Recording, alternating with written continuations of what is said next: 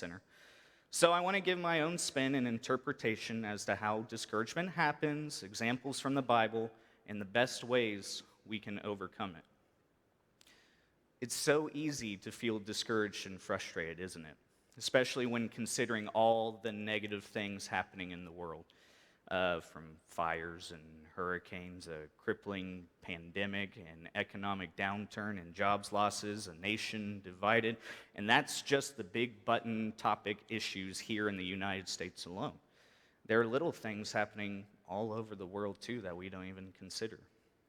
One thing that sticks out to me is the sense of loneliness this year happened, especially with the elderly or those in nursing homes who are unable to have the amount of visitors they usually do. I could probably spend this entire class going over all the discouraging events, but that wouldn't be a good use of our time. There are different types of discouragement as well, ranging from mild, like failing just a simple task, to the medium, like someone really letting you down, or to the extreme, like losing your faith or religion, or severe depression or suicidal tendencies. If fear and worry are emotions regarding future events, discouragement and frustration deals mainly with our past and our present. Fear is usually proactive, while discouragement is usually reactive. And before I really start diving into the lesson, I want to start by saying everyone here will get discouraged or frustrated in their lives. And I want everyone to understand that's okay. I know the lesson is called Overcoming Discouragement, but I'm not here to talk about how to erase it completely from your lives. That's impossible. This applies to some of the other lessons too. There's no way we can avoid feelings like fear or worry or impatience or doubt. And I think it's very important that we as adults, and especially children, know that it's acceptable to feel these emotions at times. If people think they're never supposed to feel these feelings, they might wind up feeling even more discouraged than when they started. They may think, what's wrong with me? I'm not supposed to feel this way. I'm doing something wrong. So what I want to clarify is that we're actually trying to overcome those emotions from dominating our lives, from defining our character and our actions, from affecting us spiritually, or from letting those emotions control us in a way that leads to sin. That's what we're overcoming. Think of it like falling down. We've all fallen down before. It's something that has and is going to happen. Children trip and fall down all the time, but most of the time they just get right back up and go about their day. And as we get older, it's a little harder for us to get back up, isn't it? It takes a little bit more time and a little bit more effort. There's a time I was running down the stairs and I skipped a step and fell just right at the bottom. I was sprawled there for like 2 minutes just from sheer pain and mild embarrassment from what just occurred. But I was able to get up after that amount of time. And there will be times that we will need help getting back up. There may be times in our life when we are pushed down. Those tend to hurt more. And after so many pushes and falls, we may make the decision to not get up. Or we decide we're not going to take it anymore and we start pushing back. This is a double negative, but I'm not here to teach how to never fall down. It's not going to happen. I want to give tips on how to get back up and keep going. So, how do we become discouraged?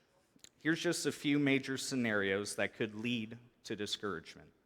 You have illnesses, either you or a loved one receive a diagnosis that can be traumatizing. And with the knowledge that recovery may be slow or non-existent, this is something that throws your whole life into disarray. What about deaths of loved ones, especially if it's unexpected or premature?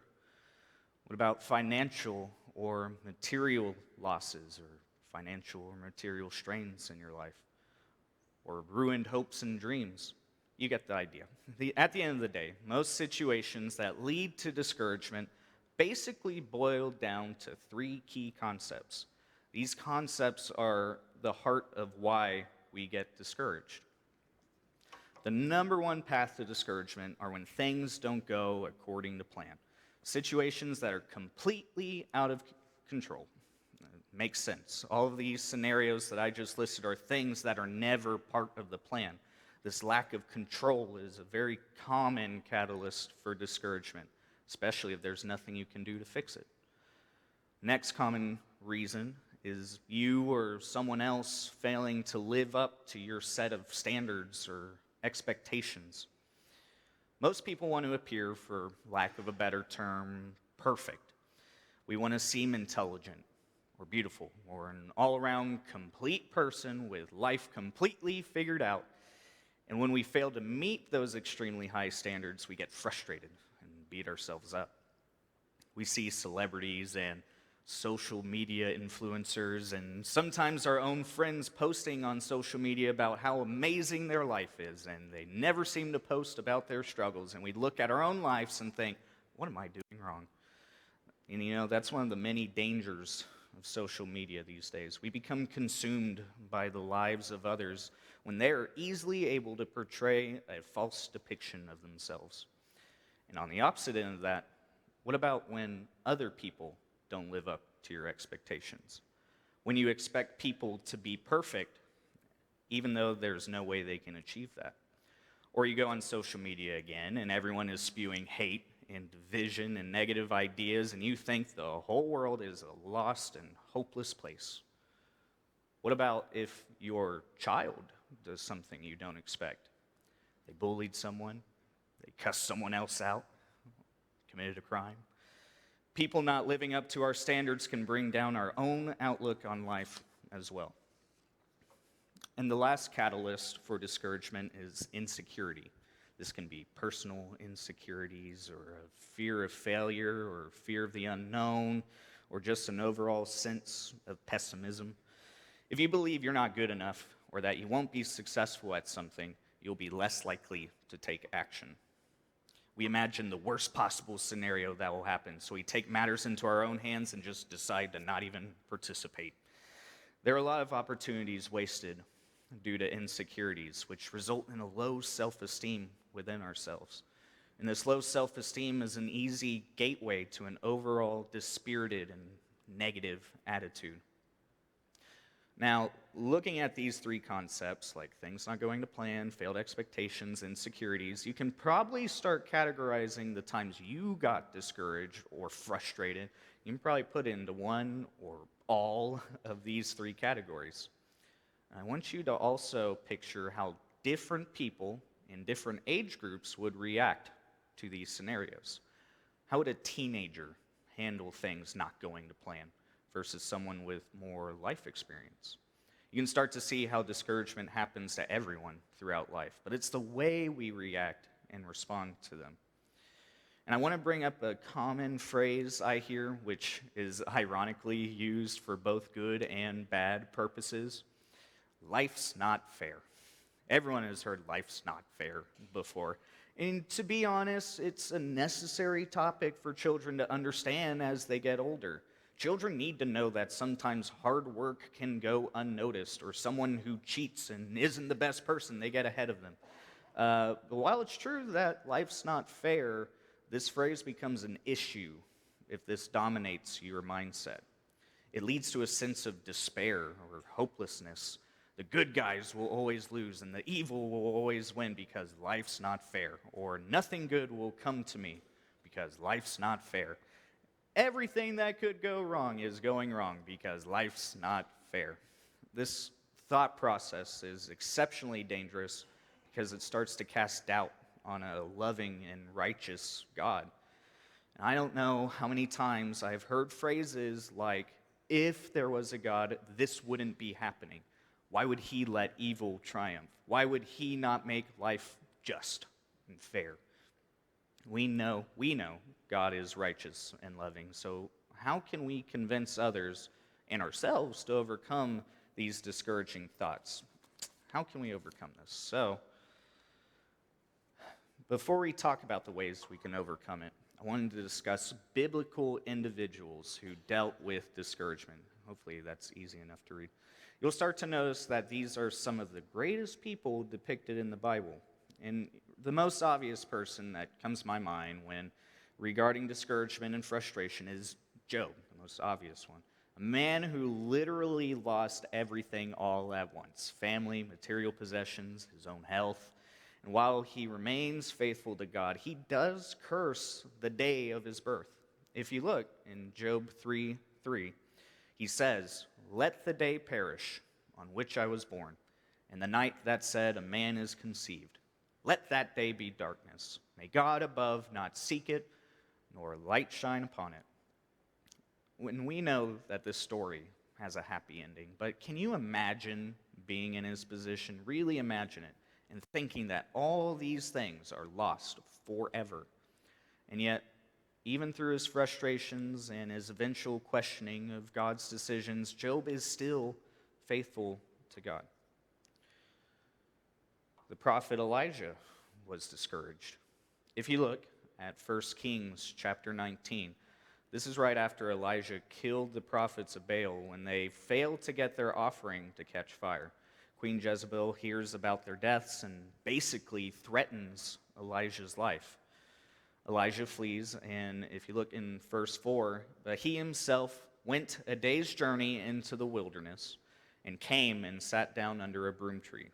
And he asked that he might die, saying, "It is enough. Now, O Lord, take away my life, for I am no better than my fathers."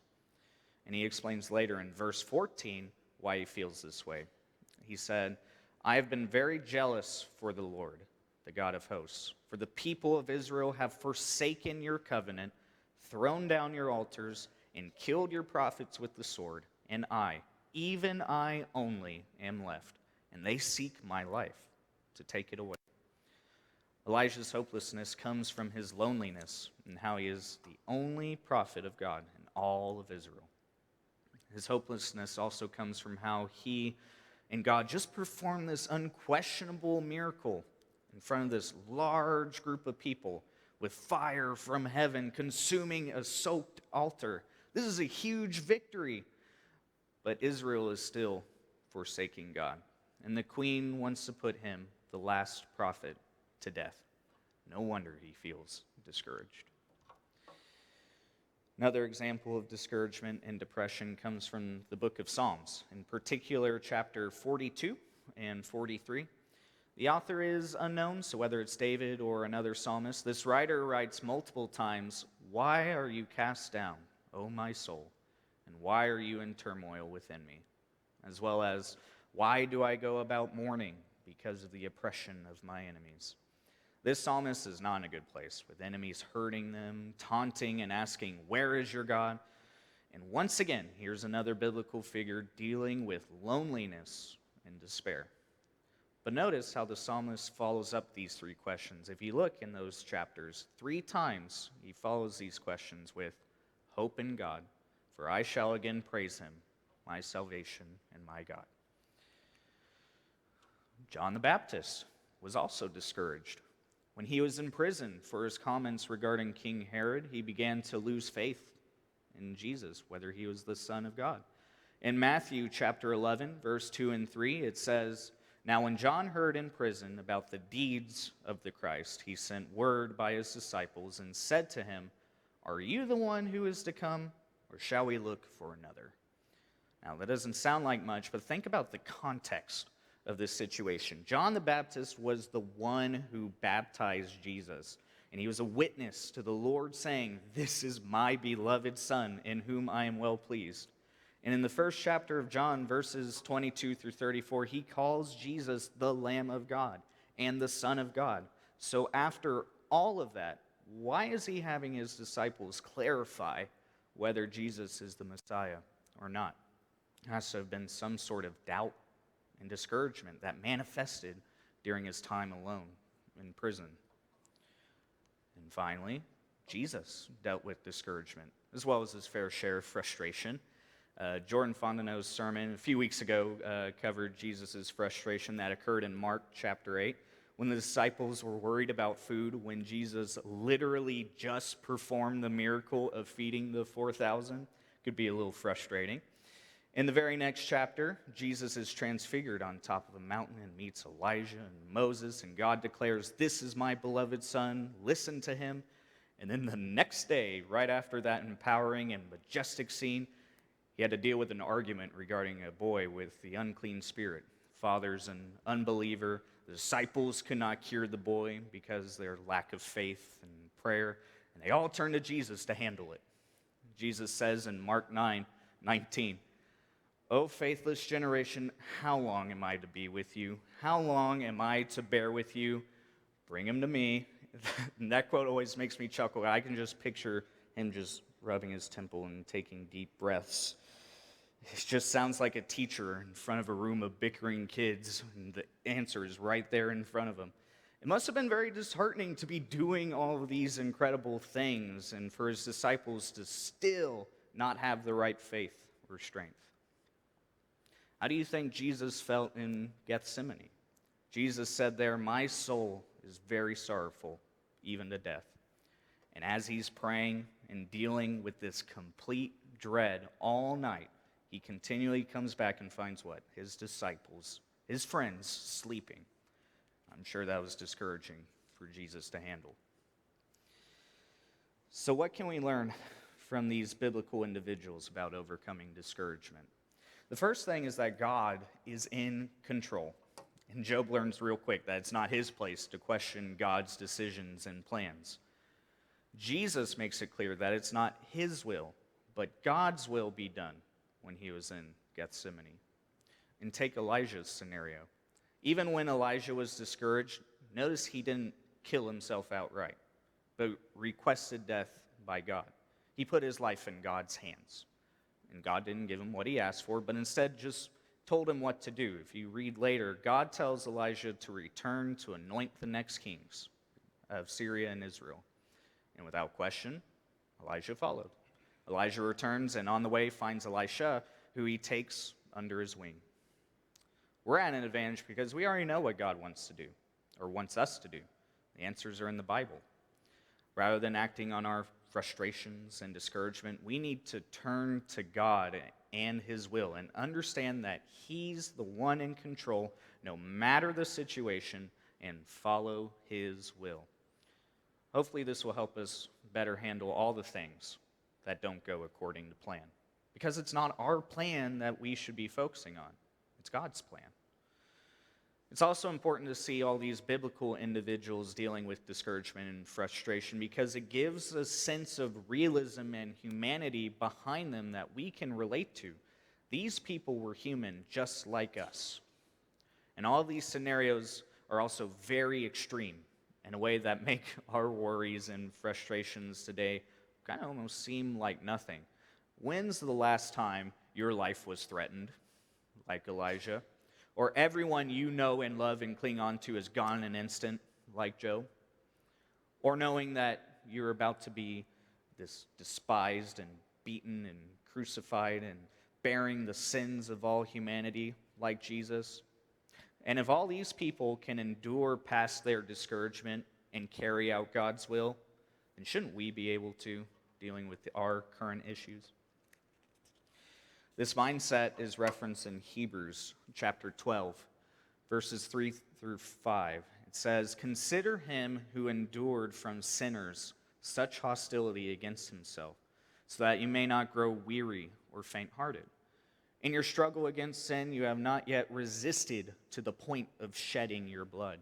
And have you forgotten the exhortation that addresses you as sons? My son, do not regard lightly the discipline of the Lord, nor be weary when reproved by him. For the Lord disciplines the one he loves and chastises every son whom he receives." And like Jesus, we need to endure through the things that are bringing us down. We can't give up in the race, and we need to trust in God's plan. I always like to fall back and remember 1 Corinthians chapter 10, verse 13. "No temptation has overtaken you that is not common to man. God is faithful, and he will not let you be tempted beyond your ability. But with the temptation, he will also provide the way of escape that you may be able to endure it." Our hardships are meant to strengthen us rather than weaken us. We grow more through adversity. We learn more through our mistakes. It's okay to struggle. It's okay to fail, and it's okay to not be perfect. And that's important for us as adults to hear, but it's crucial for children to hear that. I teach 7th and 8th graders, and that's the age where things start to get very hard for them. Homework skyrockets, sports are now super competitive. Things they used to enjoy isn't fun anymore because they actually have to work at it. The list goes on and on. And I see some kids push through that struggle and succeed, and I see kids absolutely crumble as soon as they start to struggle at something. Happens all the time. So parents, we need to prepare our children for failure. We need to not give them everything that they want, and we need to discipline them and hold them accountable. That's what God does to us, and that's what God expects us to do for our children. And if we don't, our children will not know how to deal with failure and adversity, and they'll start to spiral into that frustration and discouragement. But let's look at ourselves. We need to be okay with failure also, and we must constantly work on adjusting our personal standards and expectations. When I began my first year as a band director, I wanted to be an expert at teaching those students. And I ended up being extremely overwhelmed and extremely discouraged because I didn't always have the answers, and I wasn't a master teacher. And in my mind, I was letting those kids down and the program down because I wasn't the expert. And it got to the point where my health took a toll and I started doubting my career choice. But there were a few things that helped me through that time. One, I had mentor teachers who came periodically and they gave me very meaningful advice, not just about how to be a better teacher, but they encouraged me and told me that what I was doing was good for what my level of experience was. Two, my positive experiences at home with Jessica and here at church helped me get through the day-by-day frustrations at school. And three, I made the choice to go to the doctor for my health, and I was prescribed anxiety medication. And all those things helped me persevere through that difficult time. Now, 5 years later, I don't need medication anymore, and although I'm nowhere near a master teacher, I'm more comfortable with my weaknesses. I'm more adaptable to all of the problems that pop up. I adjusted my unrealistic standards and expectations, both for myself and with my students, in order to be more spirited and less frustrated. Having a mentor and a support system in your life is of the utmost importance to overcome discouragement. If you notice all the biblical examples from earlier, every single one of them were isolated in dealing with the loneliness of the situation. And that's why deaths of loved ones can be so crushing for individuals, because we lose that major source of support and encouragement. When we're discouraged, that's when we need to surround ourselves with reliable people the most. And I say reliable because you want to be careful not to turn to those who can lead you astray with bad advice or sinful suggestions. Think of Job's friends. In his time of utter despair, they tried to make sense of it all and ended up not really making things better for Job. They gave him untrue reasonings as to why God might be punishing Job. And we need to be careful with who we choose to help us through our time of crisis. The first group that comes to mind is your significant other, your spouse, or your family. Jessica has helped me get through so many tough times, and I hope I've done the same for her. Spouses are meant to encourage one another and to help each other. Ecclesiastes chapter 4, verses 9 through 10 states, 2 are better than 1, because they have a good reward for their toil. For if they fall, one will lift up his fellow. But woe to him who is alone when he falls and has not another to lift him up. A couple of months ago, I was extremely behind on my Bible reading, like months behind. And obviously, I did not feel great every time Ken asked who's up to date in their Bible reading, and Jessica would raise her hand, and I would just sit there kind of awkwardly looking around. And one day, in passing, this was about a month ago, I said, I am so far behind in my Bible reading. And Jessica just instantly replied, well, you better catch up. I'm not going to that steak dinner by myself. And she can't enjoy a rare steak now anyway. So I knew she was joking about the steak dinner. But it reminded me that I needed to be the Christian leader of the family. Her just telling me to catch up was all I needed. Just that accountability and belief that I could succeed. She could have easily said, "That's okay, we have next year." She helped me up and pushed me forward. And now I'm catching up. I'm only now just maybe a couple weeks behind as opposed to months behind. And she's right there cheering me on as I go. Another support group that we can use to help our discouragement is here, the church. We have elders and members from all walks of life with a similar goal and purpose. And the elders are tasked with keeping us from straying away.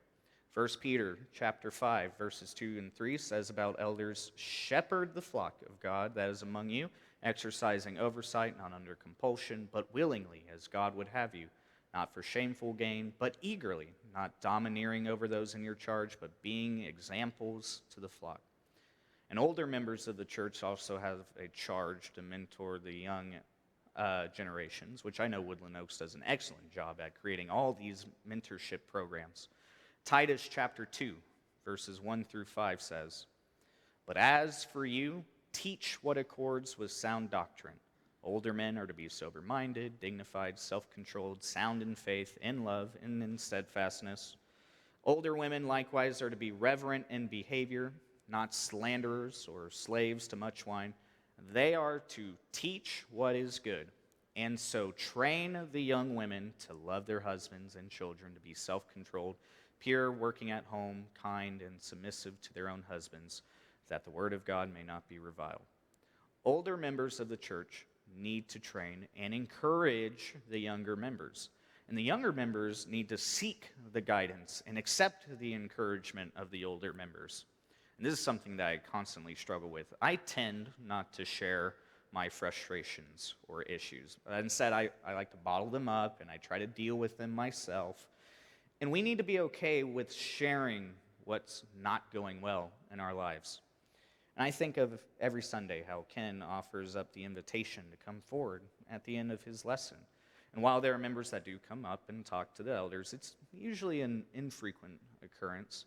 And I want to encourage both myself and everyone here to start utilizing the support of not only that, but of our elders, who we are always able to call, and the support of congregation if we need their encouragement and their prayers. And the last support system that will help our loneliness and discouragement is the most important one, God.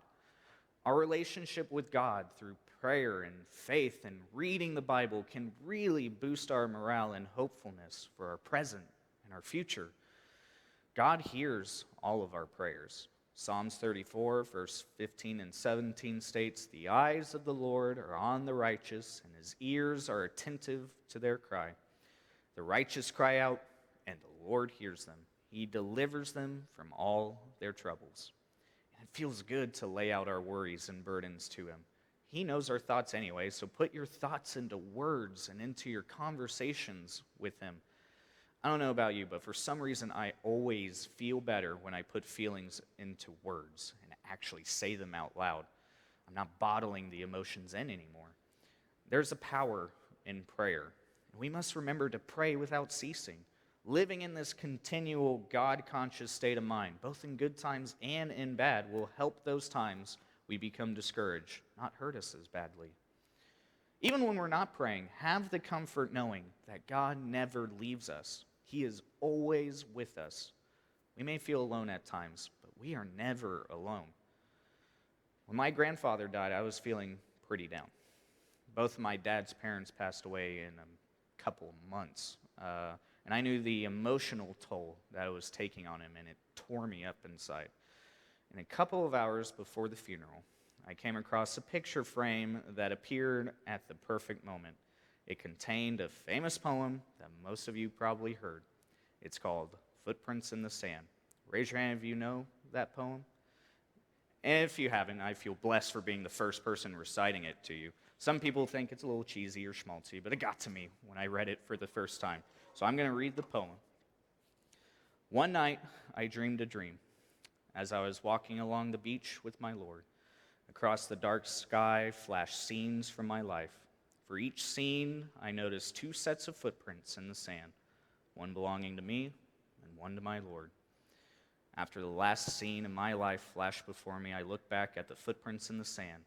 I noticed that at many times along the path of my life, especially at the very lowest and saddest times, there was only one set of footprints.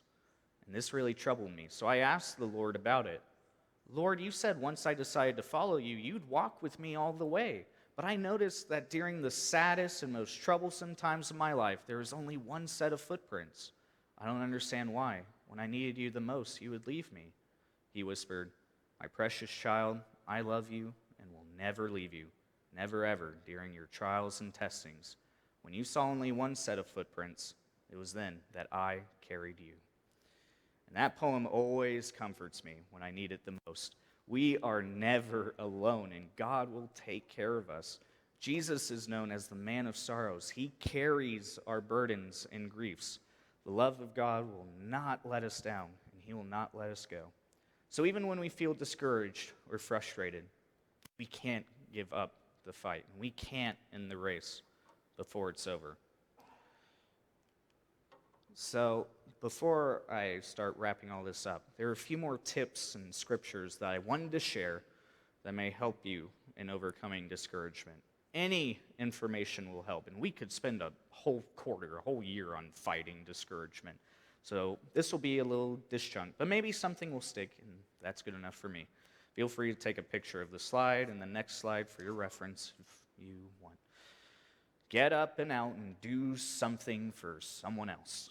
If you put someone else's needs before your own, you will feel encouraged and satisfied. Count your blessings. We say that all the time. But literally write down and name your blessings, from things that you take for granted to the things that really mean a lot to you. Tell yourself that you are important and that you mean something to someone, because you do. Remember that every cause of your discouragement is only temporary. Some things may feel like forever. I felt discouraged for over a year when I started teaching. That felt like an eternity at the time. But looking back now, that was just a blip in the amazing life I've had so far. And compare that to the eternity that awaits us after we leave this earth. And don't let the things you cannot change discourage you. I'm reminded of the story of when King David lost his child in 1 Samuel chapter 12. While his son was sick, David fasted and wept for 7 days. And as soon as his son died, David got up, worshiped God, and ate food. In verses 21 through 23, it states, then his servant said to him, what is this thing that you have done? You fasted and wept for the child while he was alive, but when the child died, you arose and ate food. He said, while the child was still alive, I fasted and wept. For I said, who knows whether the Lord will be gracious to me, that the child may live? But now he's dead. Why should I fast? Can I bring him back again? I shall go to him, but he will not return to me. And here are just a few scriptures that you can reference if you feel discouraged. Isaiah 40, 30, and 31 says, even youths shall faint and be weary, and young men shall fall exhausted. But they who wait for the Lord shall renew their strength. They shall mount up with wings like eagles. They shall run and not be weary. They shall walk and not faint. In the next chapter, Isaiah 41:10, it says, fear not, for I am with you. Be not dismayed, for I am your God. I will strengthen you. I will help you. I will uphold you with my righteous right hand. 2 Corinthians chapter 4, verses 8 through 10 says, we are afflicted in every way, but not crushed. Perplexed, but not driven to despair. Persecuted, but not forsaken. Struck down, but not destroyed. Always carrying in the body the death of Jesus, so that the life of Jesus may also be manifested in our bodies. And the last one, Galatians 6:9 says, and let us not grow weary of doing good, for in due season we will reap if we do not give up. There are so many verses that use the phrase take heart. Other translations use be of good comfort or be of good cheer. In our lowest of lows, in our world of hardships and chaos, we as Christians need to take heart. There are people we can lean on, and we can lean on God. Don't be discouraged, and don't give up.